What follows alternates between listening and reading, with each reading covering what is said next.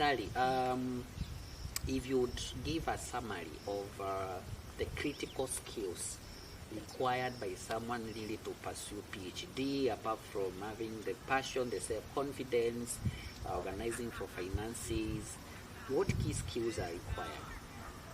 I can tell every person who is thinking about pursuing PhD, there are some very important skills that you need to learn. Analytical skills are actually everything. Conceptual skills are actually next to everything. So I'll just put them like this. I'll borrow directly from management for those of us who are managers, and for those of us who are not managers, there are things that you can go ahead and Google or search or do some research about them. First, you need to have very, very effective communication skills. I'll say when it comes to effective communication skills, I do not say that you learn how to twang or wing. Yes, learn to put things in the simplest way possible. When we began, I said we are also going to make our conversation, we keep our conversation very simple, so that most people are able to learn from it or pick what they need to pick. Yes. That is the same thing I will tell any person who is willing to pursue a PhD course. Learn to keep things as simple as possible. I will tell you, and I will repeat again as I keep on repeating, so that we're able to know effective skills is not winging. Effective skills is passing the right message to the right people at the right time, so that they're able to understand where you're coming from, to understand you, and actually assist you fine-tune your document or make it better. That is the effective communication I'm talking about here. So secondly, I'll talk about analytical skills, as I mentioned them earlier. Of course, when it comes to research, there's something we call data analysis, which I call it a complex chapter for most of us. So these are skills that you learn. Basic data analysis, visit the right people, and of course, and I'll repeat it again, learn to look at things, do your own analysis. You conceptualize things in the right way. And that is why I also say conceptual analysis are next to everything. You don't have to always rely on people. Yes, I'm sure some people think that PhD is done for people. And that is the wrong word. That is actually a misconception. Don't give anyone your work to do for you. The reason that's why I'm saying this, because if you want to join academia, I can tell you for sure, later you'll find it very difficult. And you cannot continue giving people work to do for you, because you need to do research for you to be able to teach well. You need to research on various topics or do enough case studies for your students. So if you're not used to these things, then you're not going to succeed. It's going to be so difficult for you. And I can tell you for sure, you cannot keep on paying for everything. Yes. Why don't you learn to do it yourself? That is why we fail. That is why we mess it up. Because there is something we call publications in academia. For you to publish well, then, and of course with the right journals, that is a very key area in academia. Then you must learn to appreciate reading, appreciate sitting, and actually getting to understand where the person, your predecessors, other researchers, other investigators are coming from. Because at the end of the day, these things are things that you need to understand. I'll put it, you need to understand them, and there are no shortcuts to it. And there are very many successful professors that we envy in academia. There are very many great men and women that we envy in academia or in other industries. People who believe in reason. They are thinkers. Yes, they actually think what tanks. So at the end of the day, you don't always wait for people to do for you things. There's a day I was actually scrolling my phone, and I saw something on a social media platform, and it never amused me, of somebody who is done with a master's, and now she was actually looking for somebody to do her work.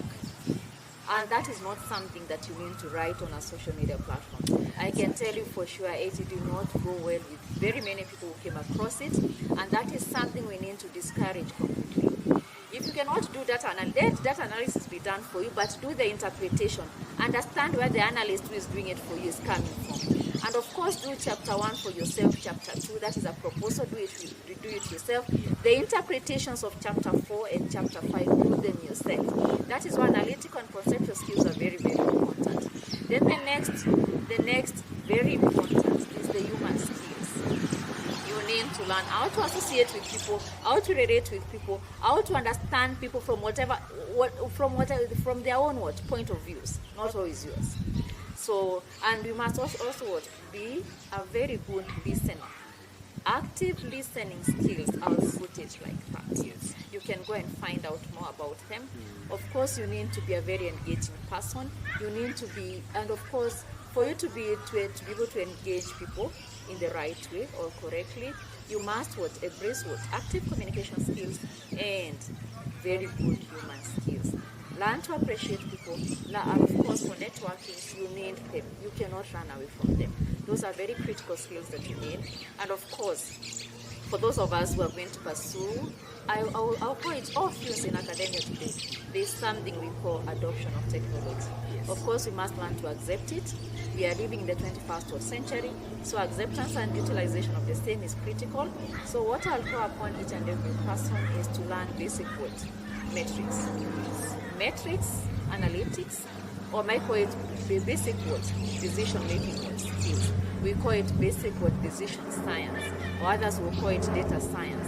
So at the end of the day, just learn how to measure a few things here and there, because those are things that you cannot run away from. You'll need them for the future and also for that particular point in time. Now, how can people get to have more better research skills and writing skills? Like, how can someone grow? Because like this is one of the main challenges that most of the people experience. How can someone intentionally grow their writing skills and research skills? How to grow writing skills? That is a very important question. I'm sure some of us, of course, we are living in an AI world. We have chat, GTP. But of course, I don't encourage that. If you want to learn, just sit. Yes, there's every Quillbot. That is those AI paraphrasing tools that are very much available for us. But that is not how you learn how to write. You learn how to write by getting some literature, going through it, getting to understand where that particular researcher was coming from, and then you give your time to internalize that, and after doing that, you sit and try to reproduce something close to what you learned. That is, yes, just have a small AI tool at the back of your mind. You don't have to use the actual gadget at that particular point in time. So what I can say, those are things that you learn to learn. That is how you develop or you grow research skills. Those are things that you can be taught. Of course, you'll go to class and learn research methodology. Of course, during your time when you're doing your research, you interact with other people, you interact with your supervisors. They'll show you how to maneuver your way, how to do it. But you also need to sit and learn these things. You cannot be guided in totality or in full. So when it comes to writing and research skills, those are things that you learn by trying to reproduce what you've learned, then try and come up with something close to what your predecessors or other researchers have learned in that particular field, or close to what or something that is close to your topic. And then after that, do it severally. And then keep it somewhere and try to write something on your own. Maybe after a week or two, and for those of us who internalize things very fast, those of us with adequate time to do it. And of course, if you're that person who is so keen to detail like myself, then within a week or two, if you're able to sit down again and revisit the same thoughts and try and write a few things here and there, then you can be able to grow in academia. That is how you grow your writing skills or research skills. Another very important thing when it comes to growing your research and writing skills is the moment you internalize things, try and put them in a diagram, sort of. Just try and draw something. You know the scribbling that you used to do? Yes, when you're revising for exams. Just try and scribble a few things here and there, more oftenly. That is why it actually calls for a lot of sacrifice. Try and scribble things, draw some flow charts here and there. Of course, when you're drawing a flow chart, it means that you're trying to recall a few things here and there. You're trying to remember a few things here and there. Yeah, the moment you leave one phase or one step, or you go one step or one phase or one stage, at the moment you leave one, you go to another one and another one. At the end of the day, you find yourself growing because you can relate. You're able to connect a few things here and there. Yes, that is how you learn how to join dots. Yes. That is why you'll find a person succeeding so much in research, and you're left wondering, is this person a prophet or something? There's nothing like that. I put it like that so that you're able to get it. What I can actually say, these are things that you develop. These are things that you take time to build in you. So learn to appreciate what reading, and then get ways of maneuvering your way. Yes, I'll call them basic more Kenyans. For us Kenyans, we call them more Kenyans that can guide you further. Not a more Kenyans is going to assist you reproduce another person's work. It is a more Kenya that is going to guide you so that you're able to see where your predecessor or the other researchers were coming from in that particular area, or in the research areas that are related to yours. And I believe at the end of the day, you actually you are able to do it like them, sorry for that, do as they did it, or do it in a more better way. So professionalism is everything. I call that professionalism in matters academia. Is it trying to borrow, but don't over borrow? That is what I keep up, and that calls for a lot of creativity, a lot of innovativeness, and collectively you can come up with something. When you talk about innovativeness and creativity, matters what I believe. It's all about getting to see what your predecessors did not see, what they could not see it, and then put it in writing. Back your work with previous with good citations, current citations from current journals, current books, and I can tell you for sure you're going to make it. When you are called a doctor in the world of academia, like the workload ahead of you, like there's a lot of publications, there's a lot of contributing to the body of knowledge, you're doing so much of articles, you've been invited to do conferences, research, and all that thing. So what is the importance of publishing in the world of academia? Okay, the importance of, for you, if you're in academia, then you must publish. Yeah. For you to grow, for you to become a senior lecturer and later professor, then you need to actually publish. Because the moment you publish, it means that you're contributing to the body of knowledge that as you put it. And that is how you grow. And of course, for you to publish, you must do research. So in academia, I can say we encourage a lot of research. For you to be able to teach and teach our sons and daughters very well, then you must be a very good researcher. You must be able to see far.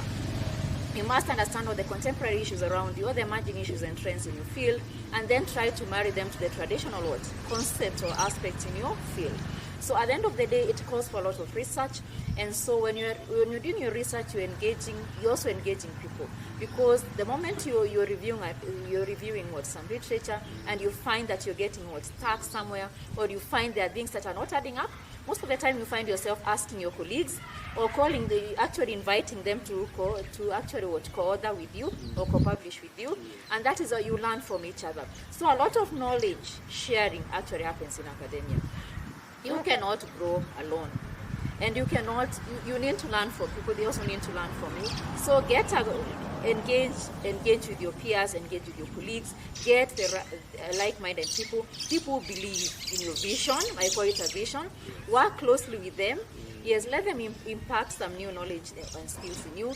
You will do the same. So what I can say when it comes to that, you need people. Because publishing goes hand in hand with research, goes hand in hand with knowledge you're sharing, you actually having the right people, and of course the financial aspect. You need finances, because no publisher is going to publish for free for you. Yes. Of course, I'm sure there are free words. There are people who publish for free, but you find very long queues. I call them very long queues. You have to wait and wait and wait, and time waits for no man.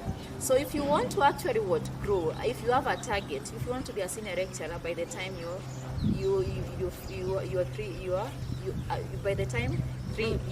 in the next 3 years, I put it like that. Yes. If you want to be a senior lecturer in the next 3 years, then you must publish, so that you're able to get the right points for you to get there. And if you want to, apart from publishing the journals, we also publish books. We write books, we author books.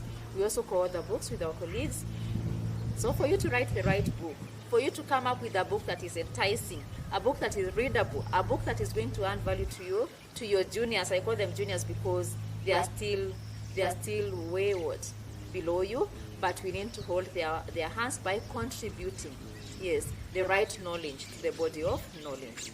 Through right or research, write books, then you're able to nurture them. You can mentor somebody in your absence through your book. I know people have mentored people from their works on the internet without meeting them.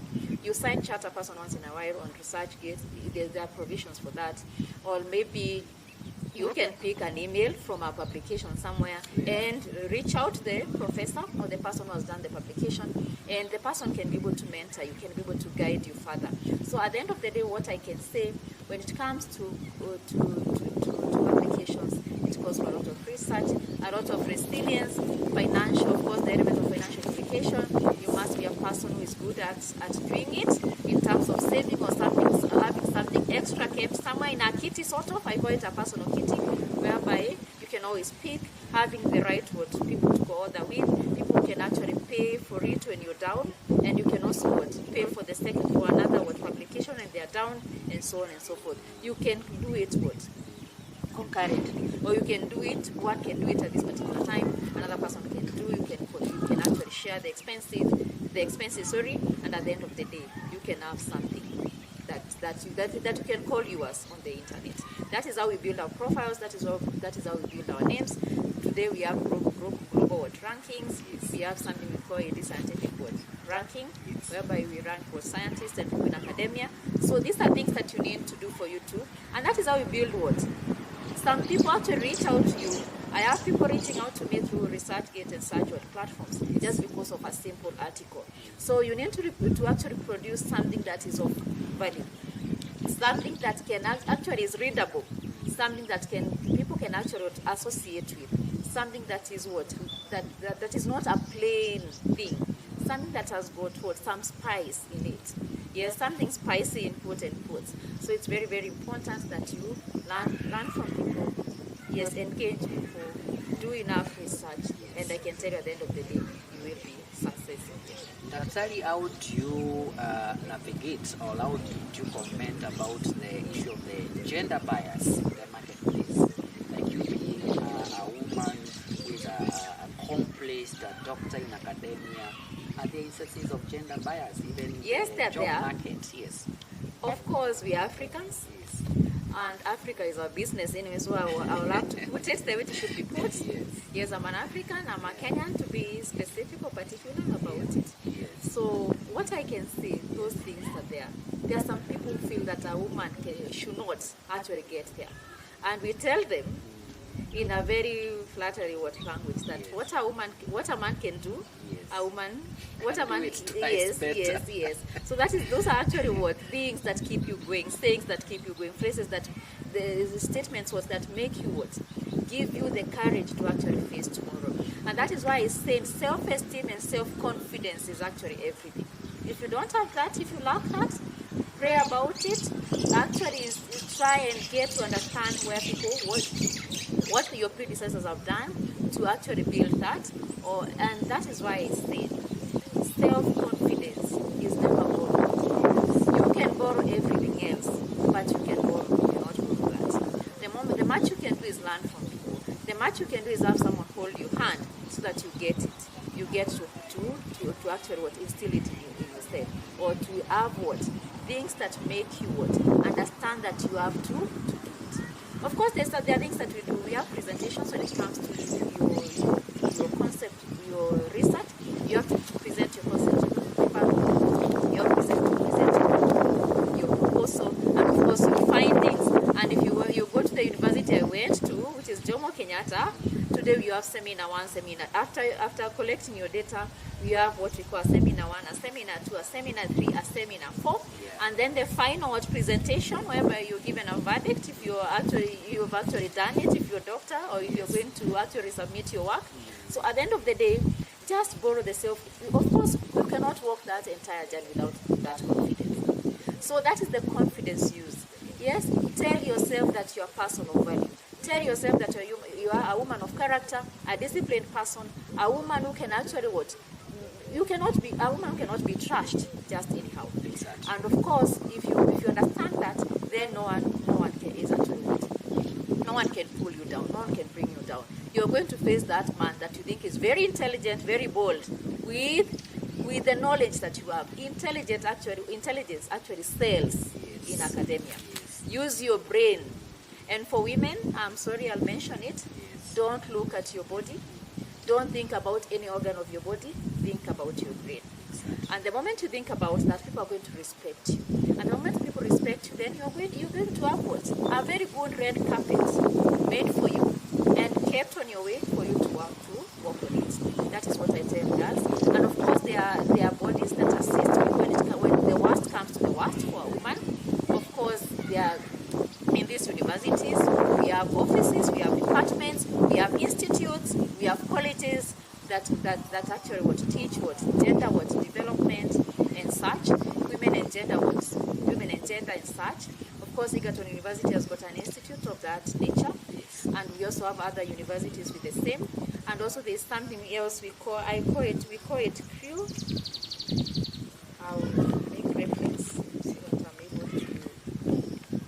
It is actually a Center for Rights, Education and Awareness.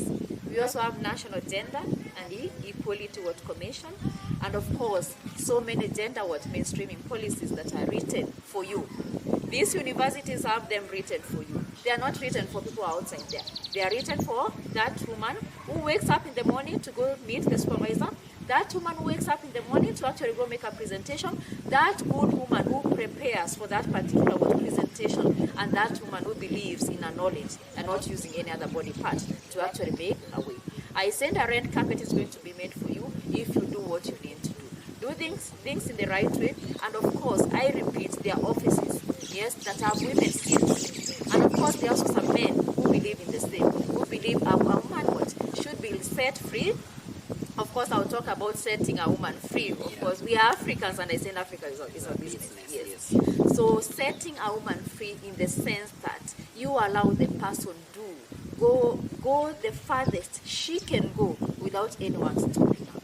It doesn't matter what comes her way, as long as she's able to maneuver away, then allow her be. That is basically what I can say when it comes to matters gender biases in academia. Actually, you're very passionate about what you do, what you have accomplished. It's very visible in you. You're really passionate about imparting the young generation and even the older generation with more wisdom in the world of academia. In the near coming future, what programs are you planning to put in place on like how you can impart the masses much more better? Okay, that is a very good question. I'm a person who goes on radio once in a while through my local media stations. I thank God for the presenters there who believe that we have to have a better Meru tomorrow. We need not a better Meru but a better Kenya. And of course, they are doing their small bits. And I say a long journey starts with a single step. They have started theirs, those media campaigns and such. So what I can say, I've always thought about a foundation that can actually empower the girl child. I'm sure there are so many foundations that are empowering the girl child, to be particular, because I'm very passionate about a woman, I'm very passionate about a girl. But I'm sure someone sitting and someone may ask, what is that different thing? How are you going to do it differently? I am a person who believes in bringing more people on board. You cannot have a board of directors that believes in your vision. I have a board of directors that have gone through similar charities that can read from where you're reading from. I have a person who can actually go out of his or her way to actually do their work to ensure that that girl in Samburu, that girl in Masaida actually believes in herself. So she's able to live that life, to live that marriage, that life. So I call them, they actually scholars, those older men. She's able to live that house, that old man's house, without waiting for someone to actually come and pull her out of that place. We want to how to do it differently is having people who can impact the right knowledge, who can sell the right words, attitude to the people. Of course, I believe man is to error. Yes, we err on a daily basis. We find find ourselves doing things in the wrong way when we do not know. But the moment you get to actually understand that you've done something the wrong way and learn that particular thing, and relearn. Change of attitude. I believe in teaching using real world case studies so that people can see it has been done by others. There are some very many people who have pulled themselves out of the mess. They put themselves in, or they found themselves, or they were pulled by someone else in. So the moment you think you actually sleep and think about your life, then you can always be able to get yourself out of the mess. That is the girl child who wants. Not a girl child who will wait for a rescue team to actually leave a particular office to go and save her. We want a girl who believes in thinking about her life. Yes, I do a mistake today. I am sold to an old man today, but you'll ask me, of course you're being sold because you don't have the knowledge. But I believe in that particular community, in that particular society, we have people who can actually start instilling, actually teaching these basic things from the way down. Visit churches, go to homes, go to villages, encourage people to do barazas, encourage people to actually speak out. Yes, let people guide you to other homes where we have, yes, I believe as long as we embrace what community engagement, then we can do this thing. Yes, we are living in the 21st century where we have digital world.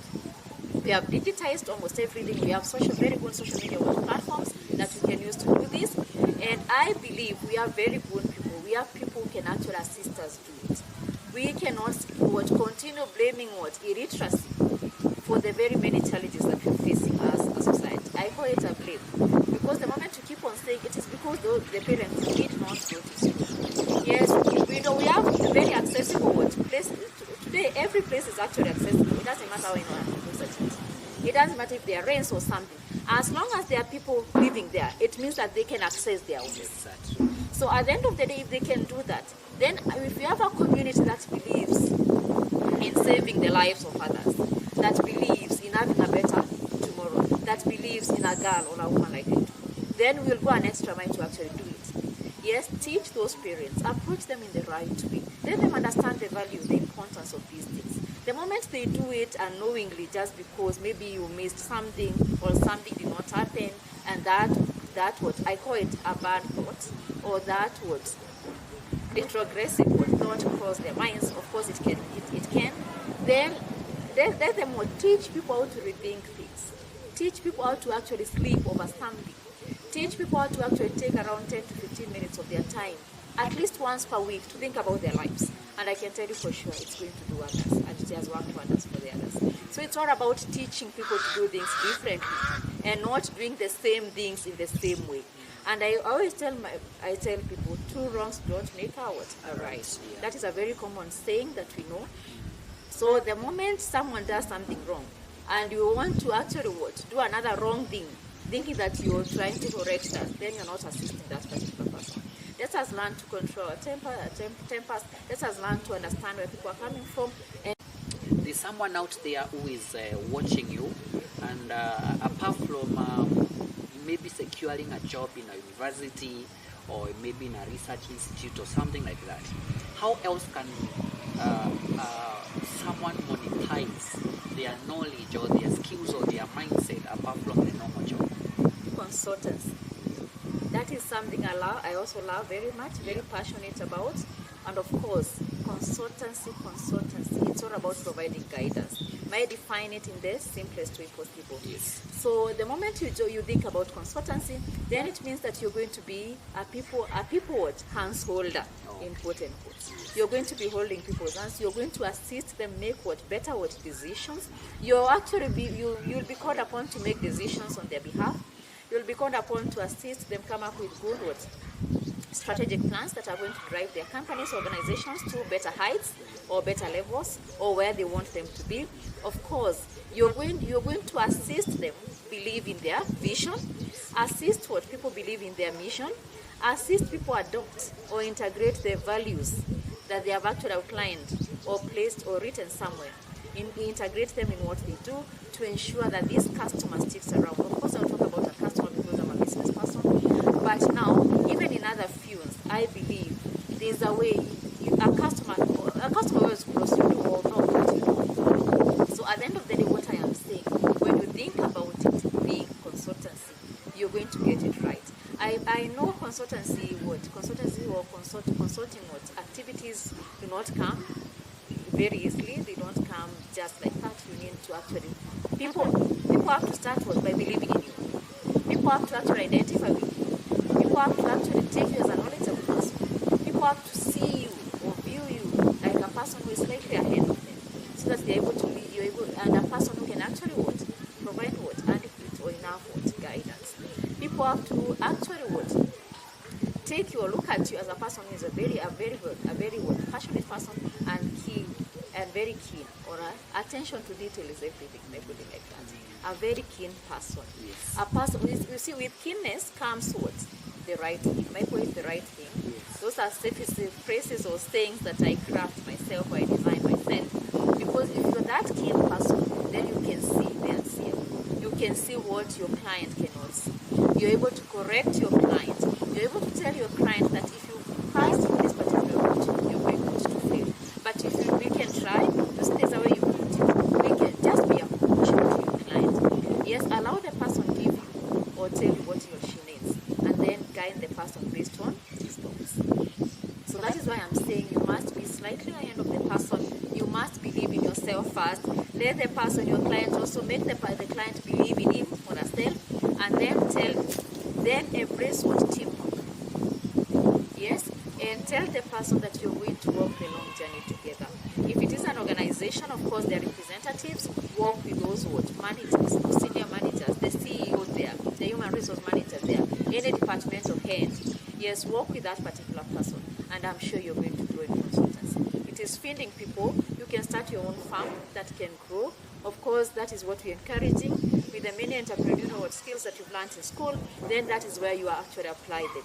So consultancy comes with training and some other things, and those things are actually all knowledge based. You must be a person who is very, very knowledgeable. And of course, for you to venture in consultancy, you must be also a good researcher, because your people need a person who is ahead of them, a person who is going to guide them in the right direction based on the many market or dynamics that we have. So what I can say, consultancy is something that is good. You can also be a key opinion leader in a very big company. Yes. You can venture in, you can join an NGO and become a key figure there. Of course, there are so many not-for-profit organizations that you can work for, and do so many other, including starting anything, a business of your own that can be a model. Yeah. Yes, that people can actually come and they can be coming to learn from you. That is basically what I tell people. Start that good business, that very good hardware for those in the construction industry. Yes, teach them how to do it.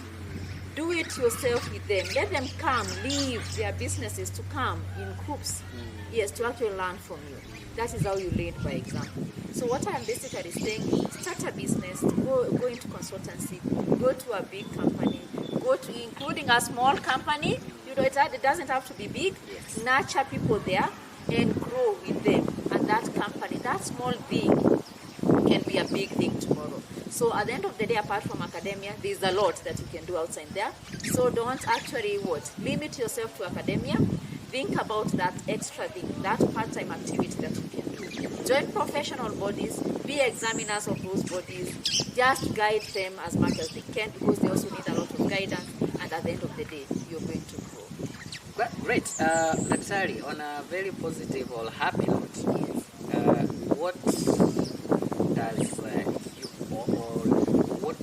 what does accomplishing to a level of academic success mean to you at a really personal level? At a personal level, I can say it means all. May I put it all, because I paid for that thing. I know the journey has not been easy. It is not something that just pay someone so that you go pick it. It is something that you must go for, and you must be bold enough to go for it. You must embrace the very many things that you talked about. So what I can say, I'm so proud of myself.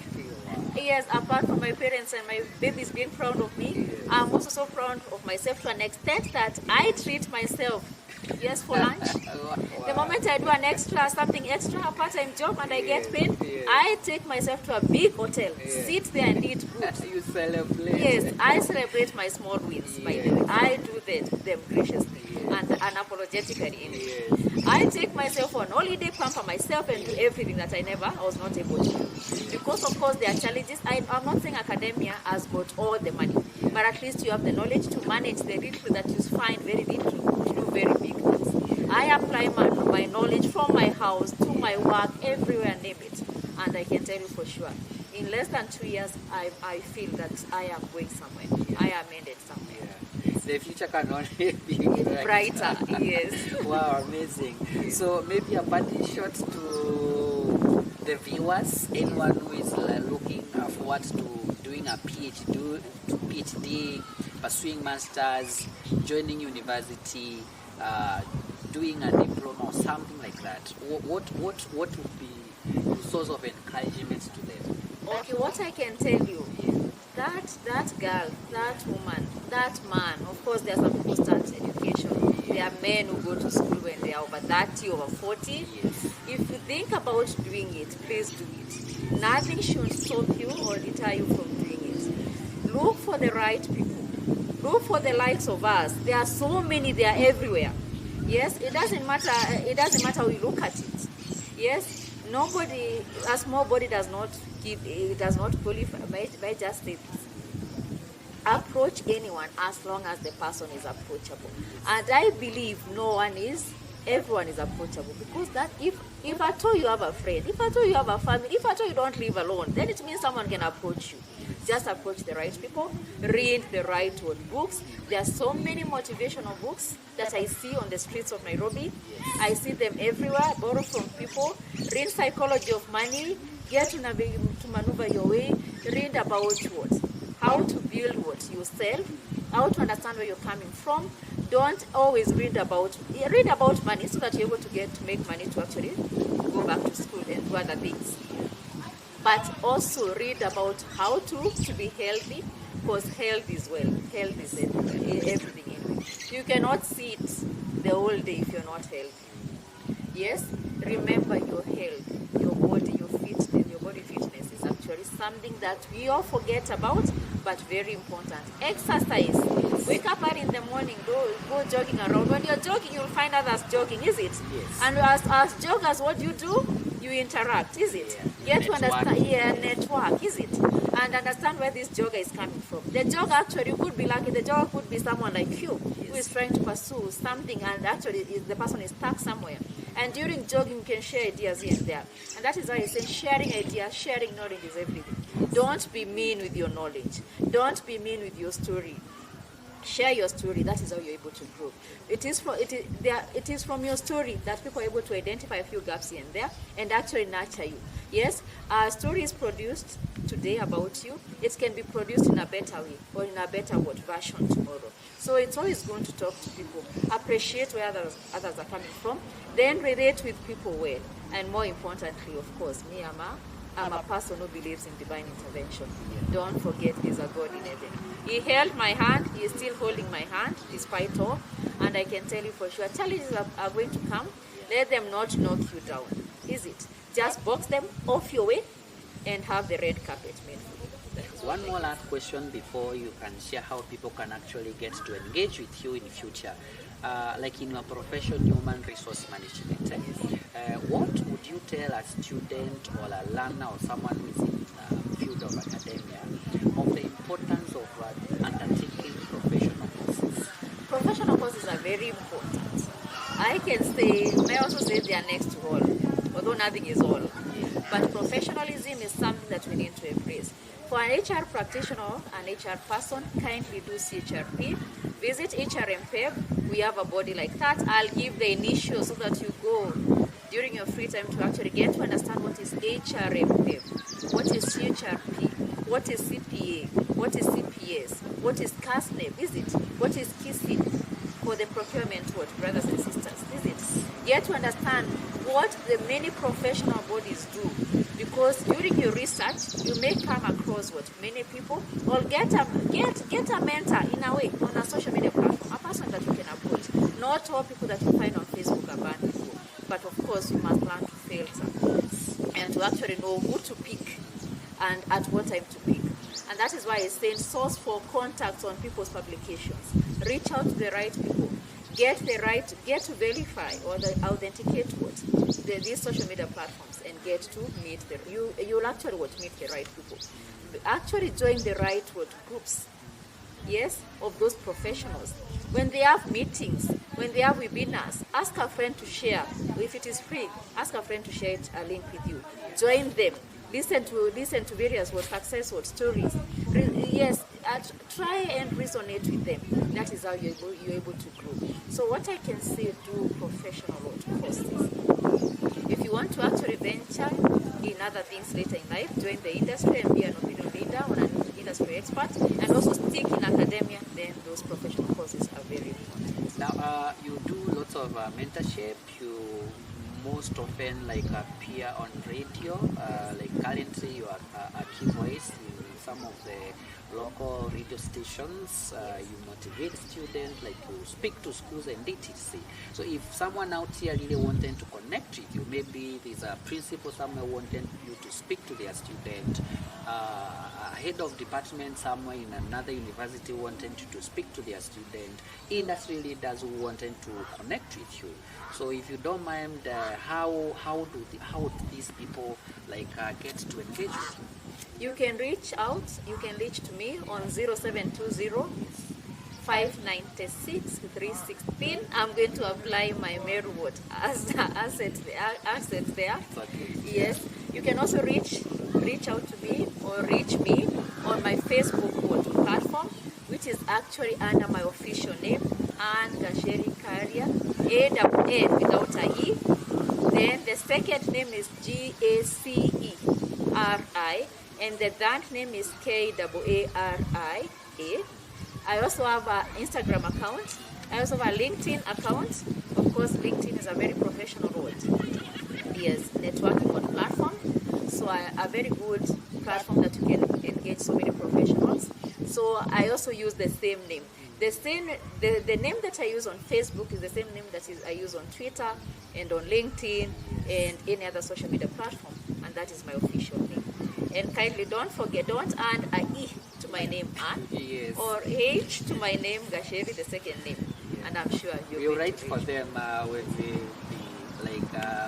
final scripting of this video. Yes. Dr. Anne, thanks for sparing some time to speak with us and to speak with our viewers. We celebrate you at a personal level. I'm very happy for you. Congratulations. Thank you so much. The journey has not been easy, lots of challenges, but by the grace of God and the power of God, you have been able to define your own success, yes, and you are happy with the level of the success you have achieved. And it's not yet.